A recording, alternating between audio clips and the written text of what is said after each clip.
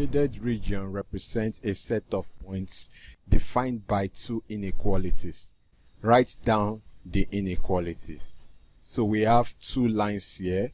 We have a solid line and then we have a broken line.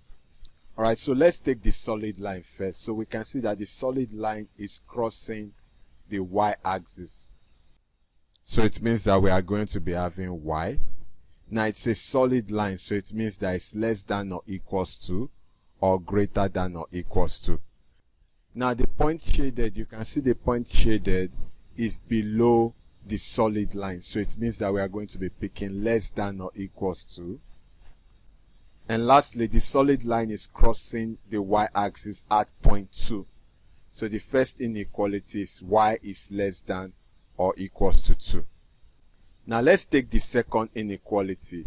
Now the second inequality is a broken line cutting the x-axis. So we have x.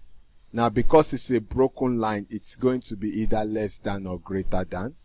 Now you can see that the part shaded is on the right hand side of the broken line. So it means that we are going to be going with greater than. And then the broken line is cutting the x-axis at point -1. So x is greater than -1. These are the inequalities that has been represented. Y is less than or equals to 2. X is greater than -1. Most time we usually write the x first, so we can have x is greater than -1, comma, y is less than or equals to 2. I hope you understand. Now let's take the second question.